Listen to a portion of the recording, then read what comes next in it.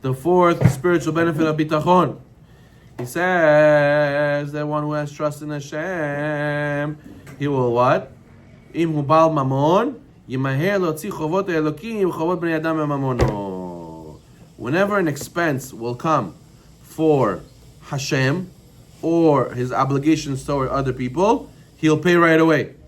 Benefesh chafetza roach nediva, with an eager and generous spirit. You know, how can you tell a guy how much emunah he has? If you tell him, when you look at him, what he does when he has to pay somebody. What does he have to pay? Let's say he has to pay in business, or let's say he has to pay tzedakah, or let's say he has to buy a mitzvah. How does he do it? A guy who has a lot of emunah, you know what he does? He says, oh, I have to buy sukkah. I get to go and spend for the mitzvah. How much is the best sukkah? Best sukkah? Give me the best sukkah. I want the nicest one. I don't care. Okay, it costs a little bit more, a couple $500 more. Yalla. It's worth it for Olam Haba. It's worth it for Hashem to spend that extra $500. Right? A guy comes to him for tzedakah. You know, sometimes in shul, you can have 5-6 people in a row collecting tzedakah. And you say, I want to give you, and I want to give you, and I give you. And he says, oh, you're not annoyed? 6 people in a row just ask you for tzedakah. Why should I be annoyed? Hashem gave me zuchut 6 times to give tzedakah. You give, Hashem will give you back. It's my zechut to use my money to serve Hashem. It's my zechut that I should be able to, do the word of Hashem, give ma'aser, Hashem will make me rich. I'm looking for these opportunities. I'm going to get, what do the collectors say? Sheifa brucha v'atzlucha. I'm going to get sheifa brucha v'atzlucha. Why would I not want to give? What? You don't think I want bracha in my money? What do I need this money for? To sit in my account? I want to give it to Hashem. That's a person who has emunah. A person who doesn't have emunah, what does he say when he has a situation he has to pay?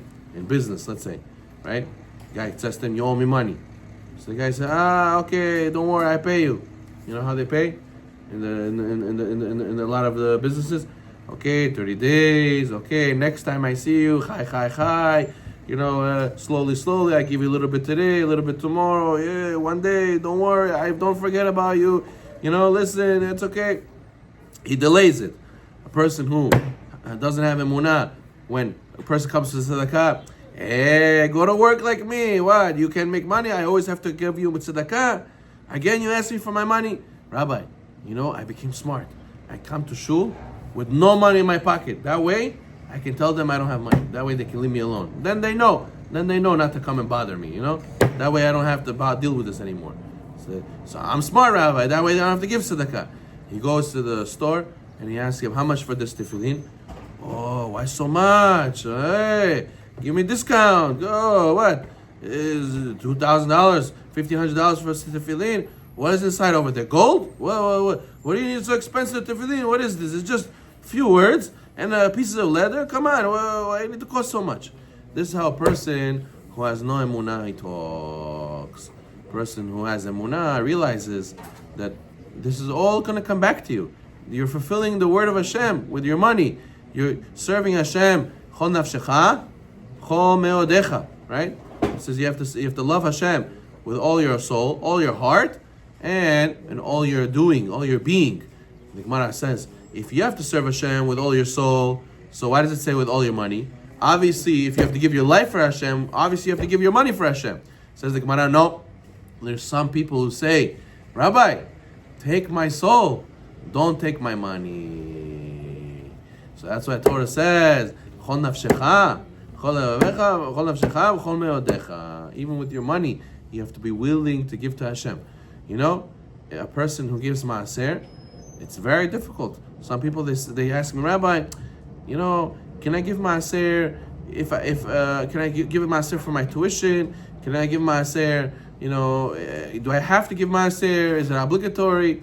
You should know that you could ask a lot of the Syrians why they have their community so full of bracha, so they grew so much. We look up to them. A lot of people look up to them, and they say that we want to grow like them, and we want to have a developed community like them. A lot of them explain, both in Panama and Brooklyn, they say b'zchut the maaser we give, they give 20%.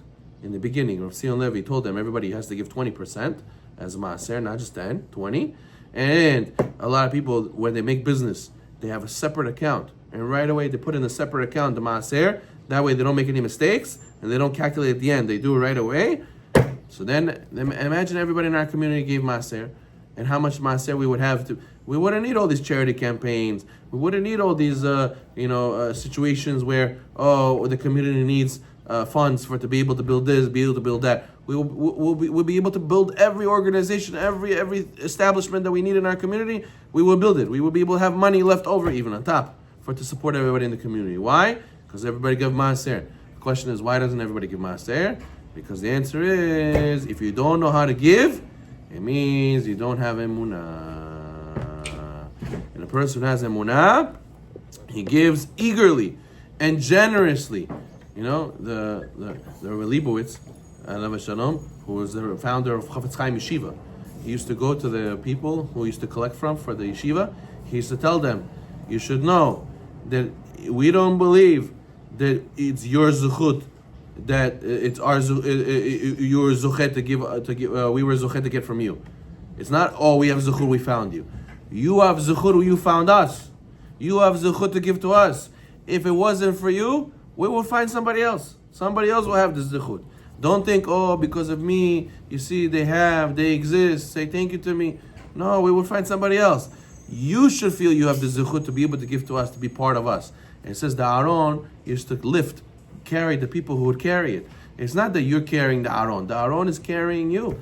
The fact that you have mazal bracha because you're connected to us, that's a big zechut. So therefore he says, Ve'emenu ba'al mamon. And even if you're not wealthy, but you have emunah, it says the HaLevavot, yireh ki chisaron mamon tova mitovot hamakom alav.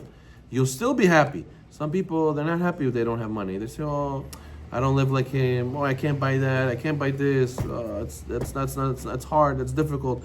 But the one who has emunah, he'll realize that lacking excessive money is actually a favor from Hashem. Why? Hashem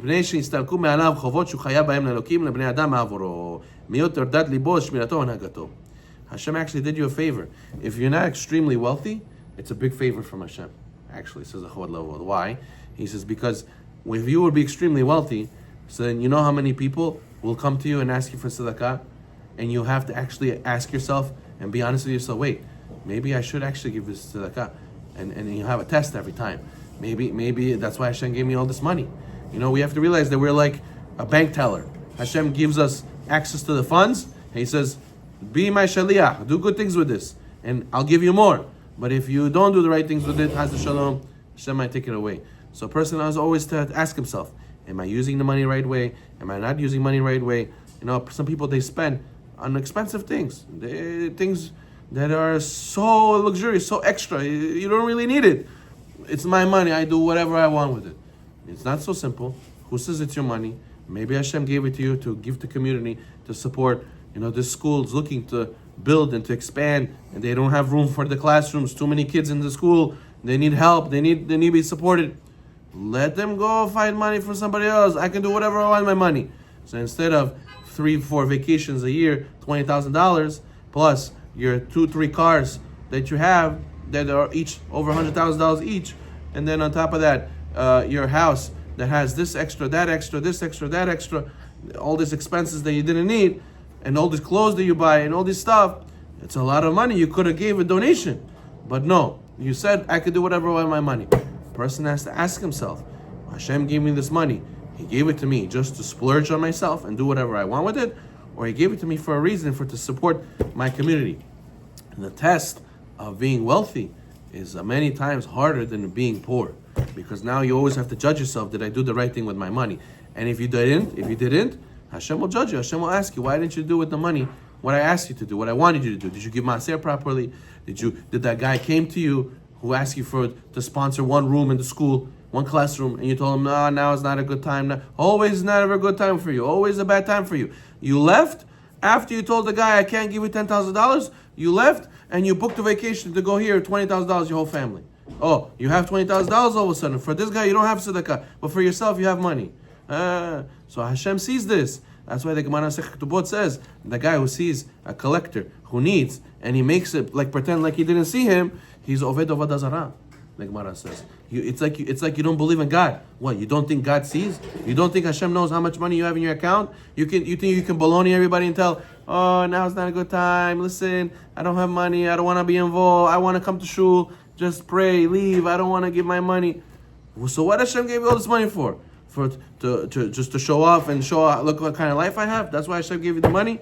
This is what the money is for. How are you going to take with you the Olam Haba this money? This car, this house, these clothes, they go with you Olam Haba? No. So a person has to make sure. Buy what you need. The question is, do you really need it? But definitely when the mitzvah comes, don't say no.